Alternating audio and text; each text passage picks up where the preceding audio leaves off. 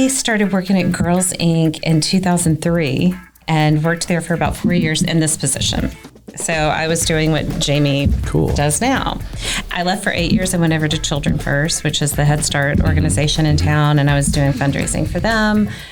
10 years ago, they called and said, "Can you come back? Our CEO position's open."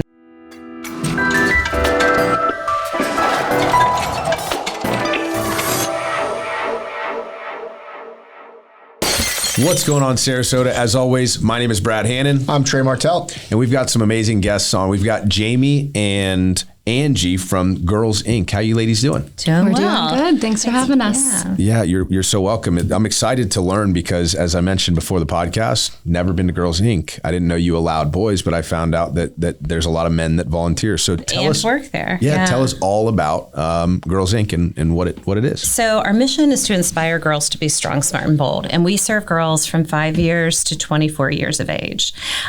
So we have after school and summer camp programs at our Tuttle Avenue facility, and then we're in about 20 schools around the county as well. You want to add a little to that? Yeah, we have programs that grow as the girls grow. So when they start at 5, everything they're learning is building on each other. So we love for our girls to start in our K through 8th grade program. That's where they learn like the foundation of knowledge and skills that we can really build on. And then once they get into middle school, we start to kind of let them choose their own path, and we help guide them. So we have... Now, I'm aware of the club on Tuttle, correct? Yeah. Yes. Talk to me more about, you said that you're involved in the actual schools. Yeah. How does that work? We're in the schools, and it's our school-based programming, and we take the Girls Inc. National curriculum, so it might have to do with media literacy or finance, friendly STEM, persuasion, anti-bullying stuff. And we give the schools a menu, and they get to pick which program they would like us to concentrate on with the girls. So we'll have a class of about 20, 25 girls per school at a time for those programs. And then we also do small groups. Say if there's a group of girls that are, bullying or having some behavioral issues, we concentrate on certain issues with 5 to 10 girls at a time. During COVID, we had to switch over to doing one-on-one programming, so more case management kind of stuff, because we couldn't have the groups of girls.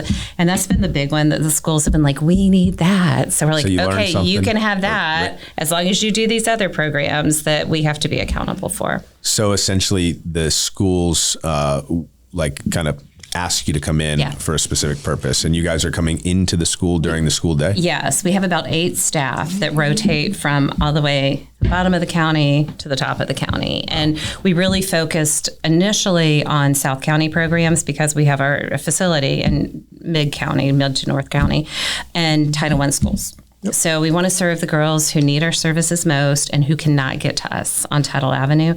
We call it the Girls Inc. experience. So the main facets of that are the adults they interact with, staff, mentors, whatever, a girls-only environment, which is really important. That's where the boys aren't allowed, right? That's where the boys aren't. But actually, I'll give you a little break on that in a minute. I'll feel we will, if the school really wants some of the boys served, sure. We'll do that. And we're becoming a little more open to that as well. And the national research-based curriculum. So that is what changes the girls and improves their lives. Now, I was a product of the Boys and Girls Club of Sarasota. So talk to me about some of the similarities between that program and then some of the differences. You were a product of the Boys and Girls Club, huh? Yeah. Okay. My son, also a product of the Boys and Girls Club. Yeah. Unfinished product. Yeah, my son was there. The Boys and Girls Club. Yeah, my son was there from like kindergarten through 6th grade or 7th grade. So they're like our nonprofit besties. Yeah, whenever some kid issues are going on. Yeah, like your cousin. They are. We share transportation. We do all of that. The biggest difference is the courses, the programs that we offer are a lot more intensive, I would say. Really diving deeper and long range programs. So they might stick to a subject for 6 weeks. But that's probably the difference. They do literacy program, we do literacy program, but a little more academic with the other programming that we do. Do you see a lot of crossover between the girls that go to Boys and Girls Club and also attend Girls Inc. stuff? We do family-wise. Okay. So we have any of the girls who have siblings, who boys' siblings will usually go to Boys and Girls Club, and we highly recommend that. Sure. And if for any reason, we're full, we'll work with the families to get them over there. Our staff's kids Jamie will have one going there soon probably. But that we've always partnered like that. Well, I jumped right into finding out what Girls Inc. was, but let's back up real quick. So Angie, you're the president and CEO of the Girls Inc. here in Sarasota. Yep. And Jamie, you are the director of community relations. Mm-hmm. Okay, awesome. So let's get specific and talk about those roles. Starting, if it's okay, we're going to start with Jamie and we'll work our way easier. Up. Right? Yeah. Jamie, how did you get involved with Girls Inc. and what does it mean to you to be involved with a great organization like that? Yeah, I mean, the mission of Girls Inc. is just really in alignment with my own mission and values. And so I grew up in Sarasota, not a product of Girls Inc. or Boys and Girls Club, but just love just love the resources that we have here. About 10, I left for a little while, moved back, and I saw a job posting and was like, that's mine. And then I actually didn't get that job. I got a different job. I started out in the programming. Stayed the course. She actually applied for the job before, when I was still with the other organization in town. She started emailing me when she heard I was getting there into you go. Girls Inc. Yeah. And what I know she kind of talked about it, but the mission of Girls Inc. that you aligned with, is that empowering young women? What is that? Yeah, the way I see it is we really fill the gaps between what students are learning in school and what resources they have at home. And so to partner with a family and to partner with a student in that way is just really meaningful. And the success we see with the girls and with the families just keeps driving you to keep on going. And so I was overseeing our programming for about 5 years and then moved over to the more like development communication side, doing community relations. I do all of our grant writing, relationships with foundations, going to speak at different events, going to whatever meetings I go to podcasts. Basically anybody who wants to hear about Girls Inc. but doesn't need to hear from our CEO gets me. Love it. I love it. And you've been involved then, I guess, for 6-7 years? Yeah, almost 10 years. Almost 10 years. Yeah, I had a little break. I had a second child and took a pause. It was right after COVID. I needed a little break after COVID. But then came back to get involved and learn the fundraising side from some of the best in the industry, and then engage some of our teens in do you have a learning daughter? about it. I do. I have a son and a daughter. Is she? I picked up on that. She said she'll soon have one in Girls Inc. So. Yeah, okay. Yeah, I have a 6-year-old and a 3-year-old. And your 6-year-old is? The boy. The boy, okay. Yeah, that's who's Boys and Girls Club. Awesome. Well, congrats. Yeah, they actually started recruiting him before he was even born. When they found out I was pregnant, they sent me a future club member onesie. So I was like, well, you did it right too, because your son can protect your daughter, and that's awesome. Yeah, it's planned that way. There you go. Angie, how did you get involved with Girls Inc. and what does it mean to you? So I started working at Girls Inc. in 2003 and worked there for about 4 years in this position. So I was doing what Jamie does now. I left for 8 years and went over to Children First, which is the Head Start organization in town, and I was doing fundraising for them. 10 years ago, they called and said, can you come back? Our CEO position's open. So I did, I don't even know what year, 2015, I came back. I just hit my 10th anniversary. When you get invited. It's a wonderful thing, right? Hey, you come. Got headhunted. It's a wonderful thing. And then, I really have the best job ever. I can truly say that because I get the best of every world with what I'm doing. I went to girls' schools, to a girls' high school and a women's college. So I got to see, what a difference that made for me. And like I said, love guys. That was my family will tell you that. But just the start that you have when you're in that environment and really learn to grow on your own without having the pressures of, having guys around. Again, the pressures. I think. Hope you don't feel that pressure on the podcast. I feel no pressure. Today. No pressure. And I will honestly tell you, I'm certainly, it's not my thing. And I told you before we started, we want to have guys around. We want to have male staff. Our program director is a guy who grew up in the community as well. So we definitely want that around. But the one thing I know about myself is if I had Girls Inc. when I was younger, I got a really good job right now, so I'm not diminishing that, but I just see the things that I could have done and how it could have grown faster. And I really concentrate on finding, staff that feel that way too and understand the importance of that. But it's been amazing because, I was there before. So now we actually have some kids of the girls that I worked with before, and we've expanded programming over the last few years to 24 from 18. So now I'm getting to see the girls who were really young when I started and when Jamie started, they're in college now. And it's just these amazing relationships that I'm watching them grow. That's so cool. And the K through 8 thing really means like when they finish at 8th grade and they're going off into high school, you're already seeing them, kind of succeed, hopefully. Yeah. How often do they come back and volunteer? And a lot. Yeah. And we do have programs for our high schoolers, but they're always welcome in our building, but they can drive. So they can drive to us or away from us. So we make sure that we have touch points, usually free food, get them in the building. We do workshops with them, just helping them to navigate their education, college applications, scholarships. Am I in the right class for this? That stuff. Now, what is the age that you are allowed to be employed by the Girls Inc.? 16. 16. And we, we have a limited number at that age. And it's really only girls who have been through the program for a long time. But, what I will say, because some people are like, well, they're young. How are they doing that? Well, I did that at that age, first of all. I ran, I did camps and all that. But they know the programs better. They know the curriculums already and all of that. So we limit, that age group. But we love it when they're in college and they come back and work. And a lot of them have come back after they've graduated from college. That was my entry-level job. My first job was when I was 14. Yeah, Boys and Girls Club. Boys and Girls Club. I worked at the locker room, and then I got promoted to the snack guy. I was slinging a snack. They trusted me with the money. Did they have some missing snacks? I would have been worried about the money. I would have been worried about the snacks. I would have down on the snacks. So I think and I worked the summers. All throughout high school, all throughout college. So it really I was, like I said, a product of Boys and Girls Club, not only as a member, but then I was employed by them as well. It's character building. Yeah. And, so that's really important to me. And the other big important thing to me, as I said, I was at Head Start at Between, and they have really comprehensive wraparound programs for the whole families.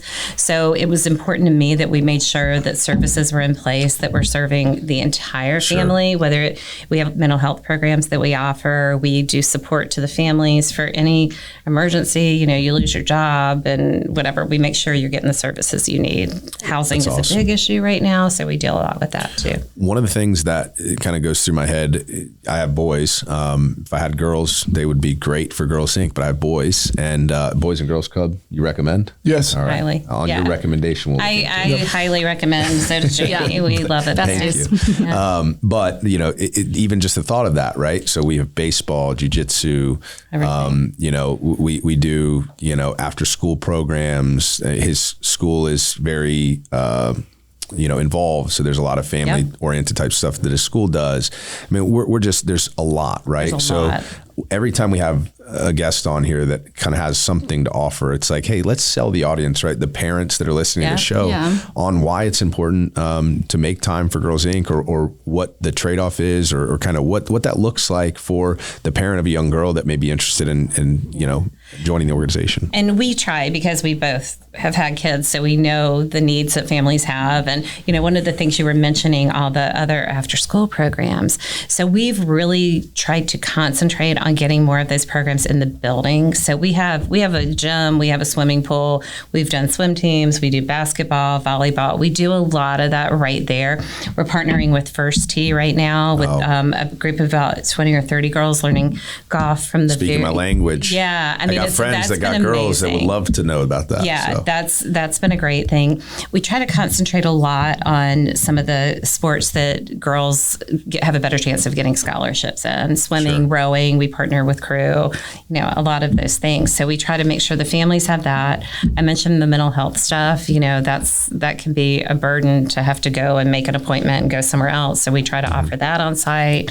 What else do you want to add to that?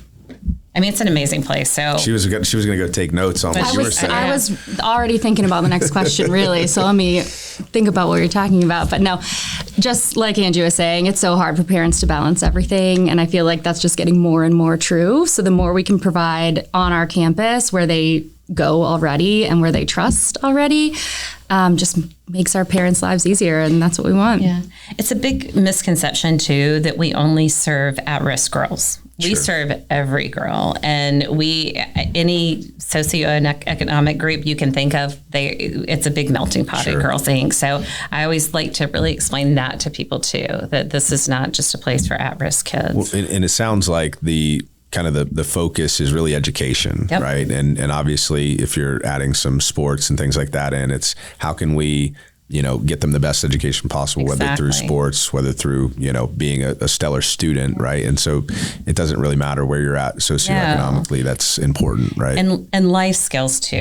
We just want to be sure when they do leave us, if they leave us, they are prepared to either go into the job, go to college, be able to buy groceries on their own, be able to save their own money, things like that. So that's a big concentration of ours too. What would you say is one of the most challenging aspects of your job?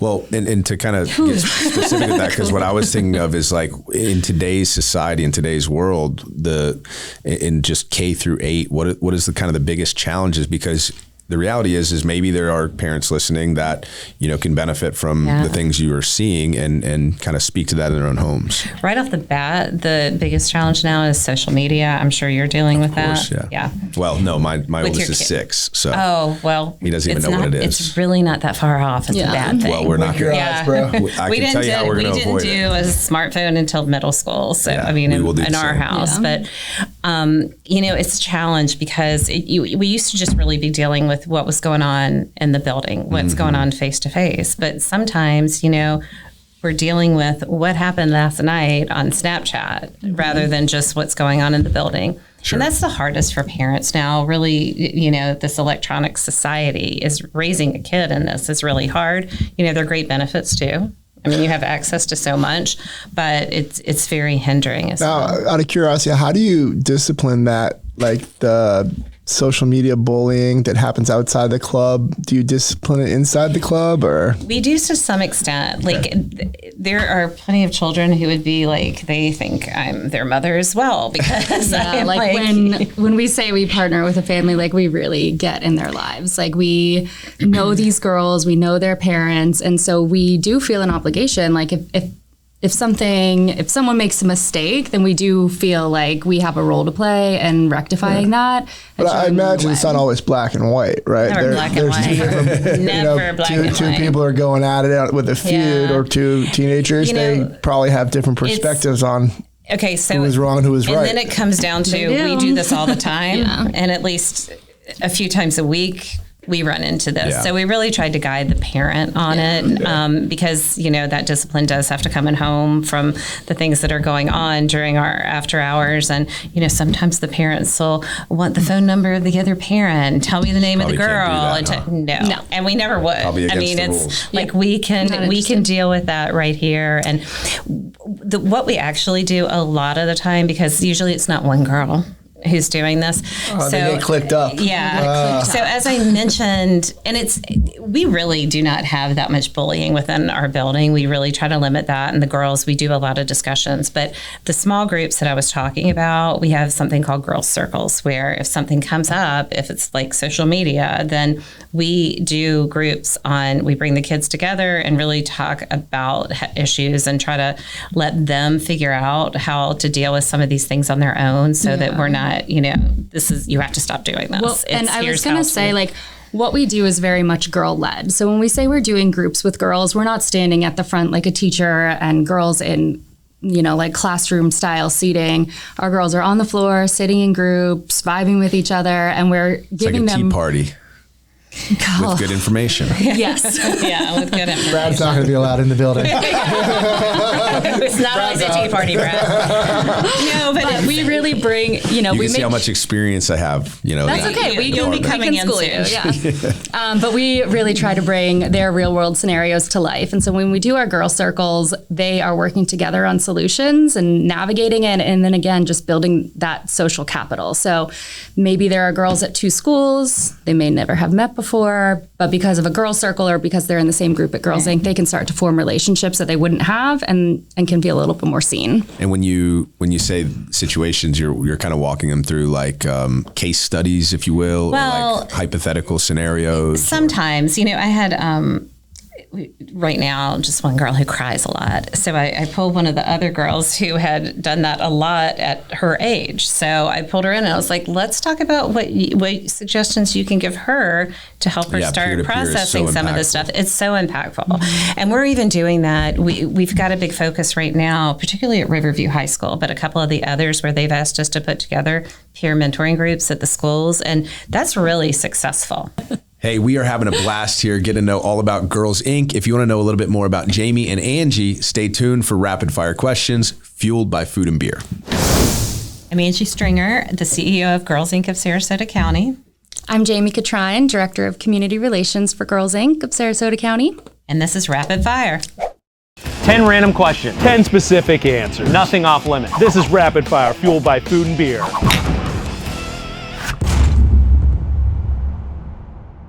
Do you have any pets? Oh, yeah. I have 3 dogs. I am a huge pet person. Best first question ever for her. I have 1 dog. Would you rather always have to whisper or always have to shout? Whisper. Whisper.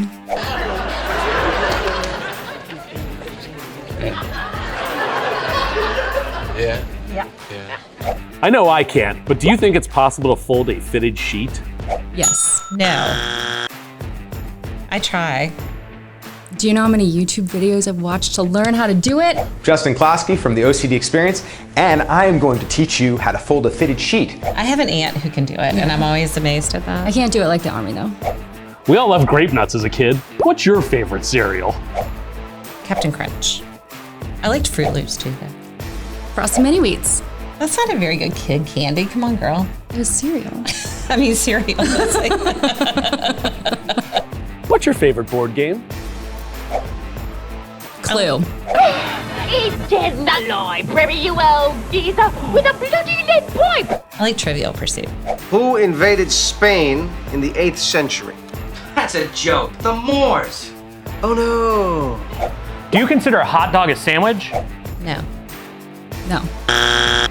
If you could live the life of anyone for a week, who would it be? Probably, I gotta say, probably Taylor Swift at this point. That's a good answer. I think I would want to be, I can never say her name right, but Ina Gardner? Ina Gardner. Ina Gardner. She looks like she has a really cool life. I listened to her memoir and I was like, I want that life. In a zombie apocalypse, what's your weapon of choice? I feel like stairs. It's like I've never seen zombies go upstairs. I feel like I would just go up. So what about one of those balls that has all the spikes on it? Would that work? What temperature do you set your thermostat at? Cold as hell. Wow. It's a little battle that goes on at my house with that. Red light! I like around 73, 74. My husband would have it at 78 probably. Green light! Run fast! So we fight. I mean, we don't fight, but we just go and change it constantly. Yeah. 74. And a fan. Would you rather be invisible to anyone that sees you, or would you read people's minds? Read anyone's minds. No, I don't want to do that. I would be invisible. It's gone.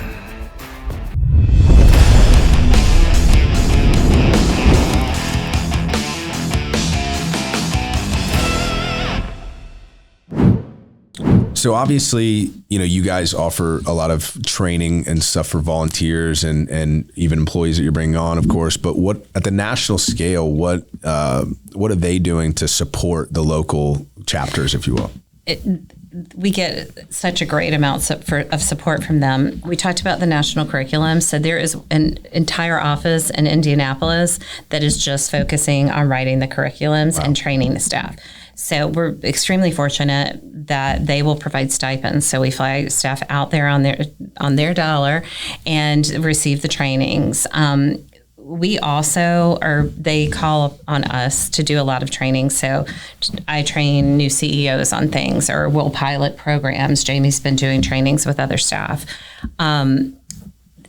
Wait, I just lost my train of thought. Sorry. That's okay. The other thing that Girls Inc. National really provides is just like a killer network. And so when we go to our conferences, our trainings, and we're just meeting a bunch of people, it gives us people we can vent to, people we can be like, oh my gosh, I'm starting this new program and you've had it.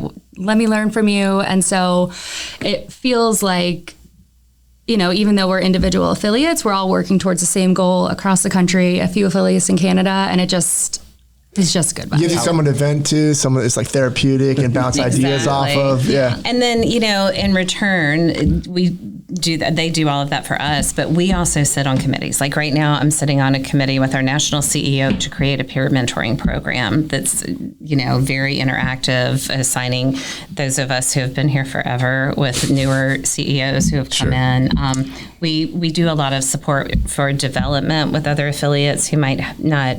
We're very fortunate to be in a very strong philanthropic area, so it might be the strongest, actually. I mean, it's crazy. Yeah. You can't say strong.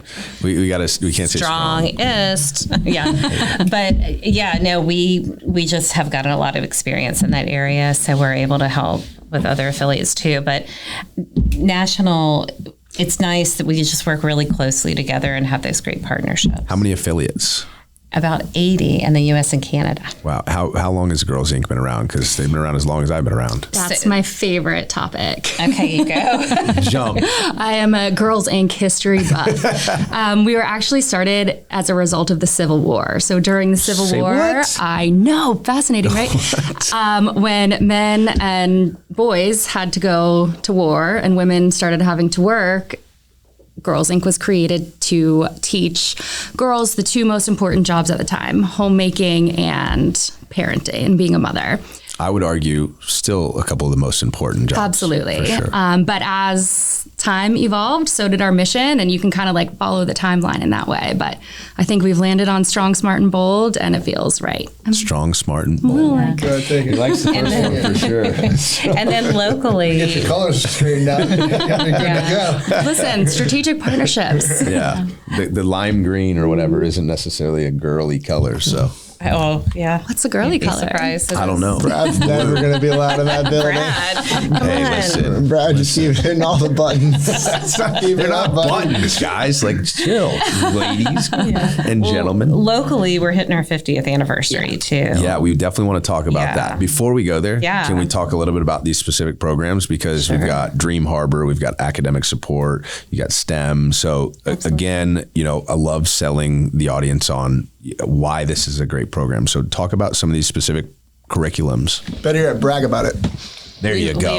We will. I could talk about this all day, but I won't. I will try to keep within my elevator speech timing. But like I was saying earlier, our programs really grow with the girls. So when they start in our K-8 program, it kind of doubles as childcare so their parents can work, focus on life. But that's really where they get this baseline of information. So 2 days a week, we do that research-based curriculum where they're learning about media literacy. What is media literacy? That's the second time you said it. And I'm like, so like social media, is this like when they're going to get on camera, media, news? Social media, where girls and women, how they're handle the learning about, how products are sold, what messages are being sent to them, what's reality versus social media. So we take them through, just really learning how to analyze what messages are coming from the media. And then as they grow, they start to create their own messages and create their own marketing material so that they can control their own narrative. And they created their own podcast last summer. So the girls get to really choose. We go by their lead, but they were really interested in doing a podcast. They've run a TV show that was on ABC7 for a few years. That's so cool. Yeah. And a lot of that stuff comes through Dream Harbor, which is, I think, the coolest thing in the whole entire world. And I'm not saying that like in the whole entire Girls Inc. ecosystem. Like just the ecosystem. Okay. And I think everyone would agree. All right. But basically 2 days a week, I'm going to circle Dream Harbor in my circle notes Dream here. Harbor. Yeah, I'm going to tell you my favorite in a minute. So. Oh, you have a favorite too? All right. Oh, yeah. We get to pick who wins. Sell it. So 2 days a week. Well, I can't compete with Angie. Sure you can. Oh, yeah, all right, let's go. 2 days a week, instead of grouping girls by their ages, we group them by their interests, and they have jobs. So we have like the Artisans Guild, a STEM job. We had a podcast over the summer. Really, the girls take the lead. We have a government too. We really try to mirror the real world. So the girls get paid in dream dollars. This is genius. Do they get taxed 35%? They get taxed, and there is a person in the government, because again, Girls Inc., who's taking out their taxes and contributing to Hopefully Dream fairly. Harbor very fairly. Because we really do want to mirror the real world. Yeah. So our older girls are usually managers. Our younger girls are usually the marketing team. So when it comes to marketing day, which I'll tell you about in a second, they have like really cute, adorable, sometimes poorly spelled signs being like, come to the Artisans Guild, we have vases for sale, or whatever they're selling. So the idea is that it's really like a mini lesson in economics. So they figure out how much the product costs. They figure out what product they want to sell, figure out how much it costs, and then work together to promote it. And so about once a month, we have a market day. Everyone gets to shop with their dream dollars. They go wait in line at the bank, get out their money. We haven't upgraded to like an ATM. This is going to be hard to beat. Yeah, she's pitching it to They can't tap to pay? No, they can't tap to pay. We did have market day yesterday, too. Yeah. And Angie, so, I think you're fighting a losing battle here. But you just hear now the coolest I see my things. entry point into Girls Inc. I'd love to come teach on something. We did have teach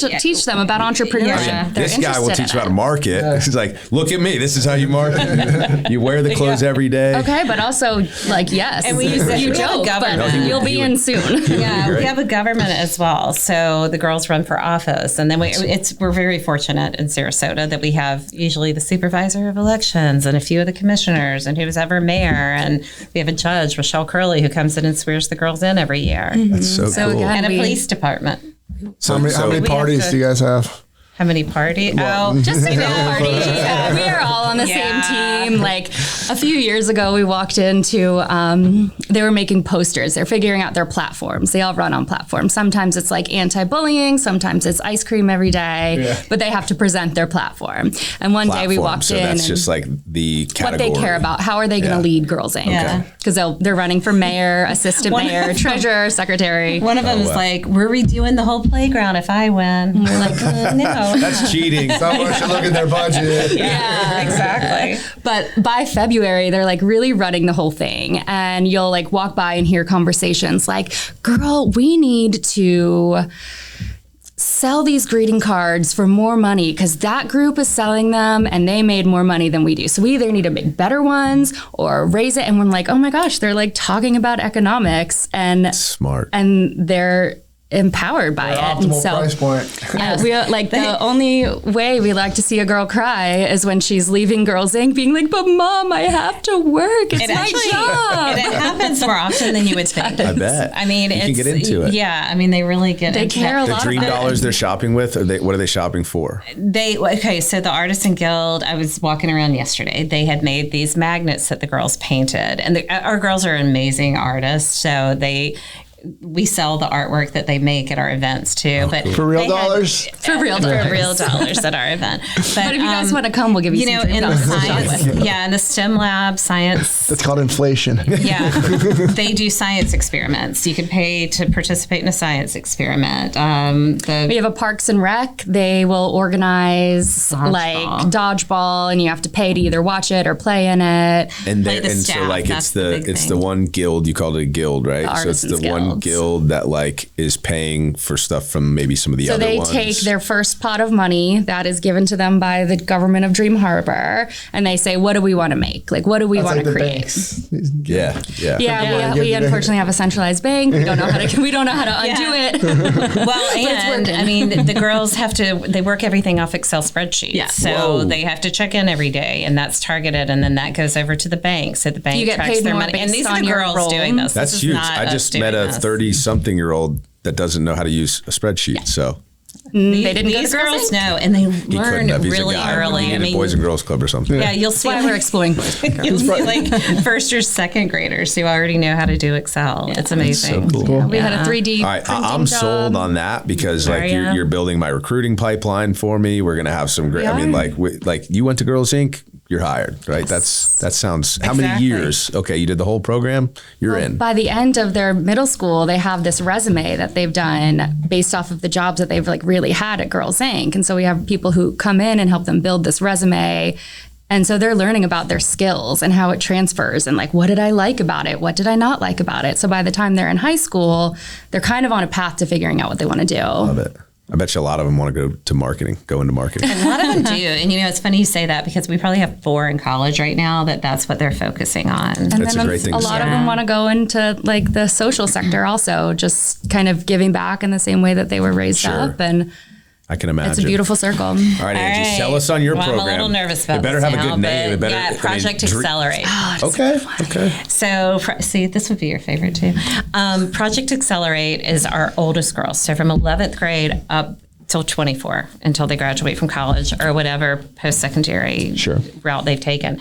So the girls who have been with us since we were really young, who for the most part, the girls that we work with when they are older are first generation college.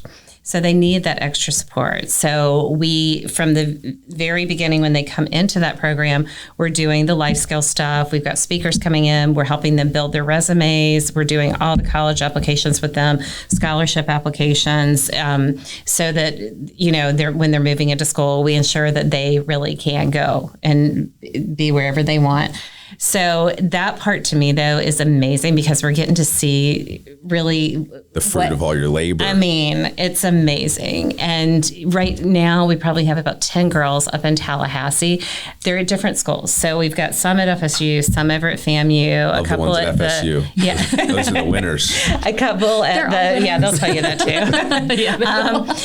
And then a couple at the state college there. But about once a week, I get this picture from these girls who never would have known each other had they not been in this program. And they get together and kind of have a family dinner once a week. That's got to make you feel good. Right? Oh my God. Because they're going through college together. Yeah. But not even at the same college. Not even at the same college, but they're in the same town and they're the support system. Tallahassee's pretty far away. And none of these girls have been away from home before. So whether, some of them pledged a sorority, the rest of them are just kind of doing their own thing, but they come together once a week and it makes my heart. You could talk about the girls all day. Yeah, if they pledge to a sorority, they really need that small group of girls in. They do. Too. I mean, that's hard. Yeah, we went through rush with a couple of them over a couple of weeks or a month ago. Do you encourage them to join sororities, or what's your stance? I encourage them to do whatever the real interest that they have is. And like I said, only a couple of them decided to rush. That's a hard thing. That was one thing going to women's college. We didn't have sororities, so I didn't have to go through that. But it's a hard process. It's a lot of pressure. But they're also, we've got the strong, smart, and bold girls who know how to value themselves. So they're not going to really sink to that. And if they do, they call. I mean, I do get at least one call a week from last week I got a call from one saying, hey, one of our girls is in Tennessee in college. So she called me and she said, hey, so-and-so in Tallahassee is homesick. Can you call her? So I was like, okay. So I called her. And then she's like, wait, so-and-so over at FAMU is homesick too. Can you call her? So it's like this little network. Why don't we all just get on a Zoom, guys? I know. Well, we are tonight. That's my night tonight. Actually, we've got a college Very Zoom nice. at 7. So yeah, Good but chat, no, I mean, you have to come in because just being around from the girls, we got a bunch of little girls right now. So Cuties. from 5 years old all the way up, it's just amazing. And the older ones do love to just come and hang. And one of them every day now, her boyfriend comes and hangs too because he's trying to get his applications done and doesn't have anybody to help him. So we're doing That's that. awesome. Yeah. So Okay, who won? The problem Jamie is blew it away. The problem is Know your crowd. they're just so very different, right? Like Yeah. they're just so very different. You're one end of the age spectrum to the other, Yeah. and so Brad has we're going to say aspirations to be a politician, by the way. we're going to say both. Whoa, that's not There you public go. news. No, I do not. I have, Would you like I to have, share your I have platform? aspirations to Our girls can influence train you. politics locally because my boys are raised here, and it's very important. That's all. it's That's highly 10 years important. from now. And you know, one of the other things we do, and Jamie actually oversees this. We have a teen advocacy council. So we have our girls, plus we've pulled in some students. There are a couple boys on this too who wanted to be involved, but Jamie is teaching them about advocacy and actually creating projects with them. Very cool. One of the things that they're doing right now, thank goodness, we have really bad traffic outside of Girls Inc. If you've driven by there. You know what? I own a outside house. of- I own a outside house. of I didn't want to bring that up. I own a house okay. I used No, to bring live it up. in I on hope our Colorado local Street. officials Yeah. Okay. Oh, And I could never get out, Yeah. when the traffic's going right there. And I always advocate on this show. You'll see later for a roundabout at Fruitville and Tuttle. I am all about let it flow. That's what they used to say Yeah. about the Midnight Pass, There you right? go. Let's get a roundabout right there. It's a nightmare. and Please get feel it free. moving. Listen, Feel free to our talk about- we teens need have to Brown ideas. comes mayor, we're gonna get that done. We need a median in the middle in front of our office. Like it would save things. There are so We have many car accidents out there. accidents. So the Those girls that know e-bikes this. just Right fly there. down Yeah. when People our trying to girls go are getting left off the and We had a little girl bus. get hit by a biker We don't the other like that. day. Did you hear And- that? Roundabout. Well, you guys can collaborate on pushing for a roundabout. I'm all about a roundabout. Listen, come join our Teen Advocacy Council. Make your pitch. If it feels like something they want to take on, then we'll go. Well, I'm glad you brought that up because Tom and Law. Wait. We got it. We can't miss the $500,000. Yeah. We can bounce back. Eric, you can just leave the roundabout on if you want. We'll get to it in a moment. Oh, okay. That was a premature roundabout, and you know what? That's twice today we've had premature roundabout questions. bounce back. So Bounce We're just it's excited okay. about them. We'll bounce back. 50th anniversary of Girls Inc. So that's a big deal. It's a big deal. That's the Sarasota one because Civil War was not 50 years ago. Yeah. Yeah, I'm like Yeah. 50th anniversary. So 50th anniversary. What are you guys doing differently this year? How are you celebrating that? Because that's a big deal. So we're really excited. We are going to have one major event in October 23rd, 2026. So we're planning with that. But what we're really trying to do is bring back a lot of the alumni from Girls Inc., a lot of the people who helped start it. We had an auxiliary when Girls Inc. started. So we're really trying to bring a lot of those people back in, re-engage, but especially the alum, because we really feel like, they can continue to teach our girls. And there are a lot of professional women in Sarasota who came through Girls Inc. So that's really important. Just throughout the year, we'll be highlighting lots of different things we do. We'll do small speakers for the girls to make sure that they can understand the magnitude of having this entity in our community for 50 years. Where would you be without it? I think that's what we as adults think, where we didn't have it, where would we be with it? And so more where would you be without it? And how can you think about where you want to go with it? And we're honestly in a place right now where we need a new building. So we're going to be starting to move towards a capital campaign along with the 50th anniversary. Okay, so is the Barancic match going to help with that? Well, the Barancic match is going to help us serve more girls. Okay. And to provide additional mental health programs. So tell us about that because Yep. that's $250,000 match big there. match. So the Barancic Foundation has challenged us with a $250,000 match. So we would like to get that by the end of the year is our goal. But they are so involved with Girls Inc. for so many years, and they helped us create our mental health programming. So by doing this, as you guys, everybody knows here, right? The cost of living has skyrocketed in Sarasota. The cost of staffing has jumped up a lot, and it's costing us a lot more to run our services than it has before. And we want to continue expanding. We are extremely cost efficient, but we need really good quality staff is a big thing for us.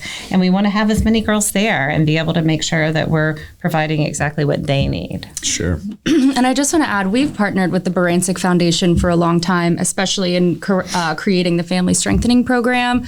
I just want to make sure that gets a plug. It's my other favorite thing. I don't know where we'd be without it. You got so many favorite things. Yeah. The Family Strengthening Program, I always say, is like the heart of our program, because that is the thing we're able to, the girls disclose a lot of information to us. We have open forum where they can bring out a lot, but in order for families to function, there really needs to be that stability in the home, whether it's on the girls' end or the parents' end, and as long as they can work together. So we have case managers and therapists on site that help us with that. Yeah, that's huge. Yeah. I don't think anything you do will stick if they go home and they don't have that stable and so we do parent nights a couple nights a couple nights a month, just to ensure that they're getting the time with the therapist as well and giving us the topics. So we really float off what the parents are in need of. That's awesome. The raise, okay, you guys have started it now? We have started it now. Give us some updates. Where are we at? It's really I don't have it. Probably at about, I'm guessing we're probably at a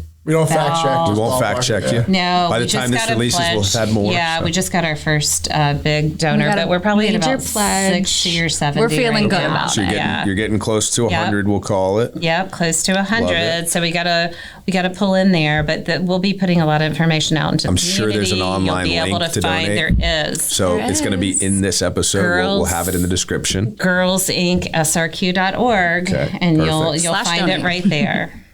I love it. Well, listen, Trey always buys from the guests. I'll buy from the guests. We're not buying anything, but we'll awesome. Definitely contribute. That's awesome. Yeah, I mean, it's really important to where we are right now. SRQ.org. Okay. Yep.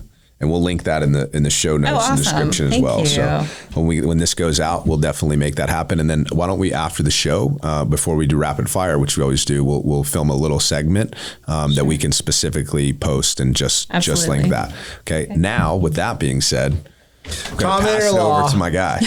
Tom and Law and Trey Martell want to know, how do you guys feel about roundabouts? Do you love them or do you hate them? I love a roundabout. I love a roundabout. I wish that there would be some classes for people to drive around to learn about driving around. Why not start teaching them in 8th grade? And I do love a roundabout. Is that controversial? Trey will come to Girls Inc. and teach the 8th graders that are going to be driving soon how to navigate a roundabout. Absolutely. In 123 episodes or so, we've learned a lot about roundabouts, and so really? I think Trey's roundabout connoisseur. He's got the. What's like your favorite? You look very self-assured about What's your favorite roundabout fact? This is the toughest roundabout. Is that one really? That's my favorite one. Not to go through, but to watch. To watch on Instagram. To watch on Jesse Biter's camera. The favorite aspect about the roundabouts that I think about a lot is they can operate without electricity. So in any hurricane, major event of that fact, the traffic still flows, and you don't need police officers to regulate the traffic. Here's one that you may not know. Little known roundabout fact is they usually put stuff in the middle of them so that as you're entering, you're not looking to see who's coming. You can't see them because you're not supposed to stop. Block your right. You're supposed to yield, and you're only now yielding I'm never to gonna know that. Well, every time you pull up and you don't see something, you're like, they really need to put a big statue there. So right in the middle. We're advocating for a SpeaX statue in any of them. Really, we'll take any of them. Right there in the middle of the whole. I mean, I'm seeing a collaboration for this Fruitville roundabout. There you go. Like Trey Strong, Smart Umbo. Girls Inc. and we can make this work. SpeaX, yeah, that'd be awesome. Heck, I think if we paid for it ourselves, then they would do it. Yeah, I looked at it, it was like sure they would. Like that. All right, our pals over at Barneck Foundation would have to match us. Might have to get a match on that one. Goodness gracious. Well, we always like to wrap up every show. This was fun. This was more fun than I expected. Yeah. It always happens. Yeah. No, it always happens. I don't know. No. I mean, I didn't know anything about Girls Inc., right?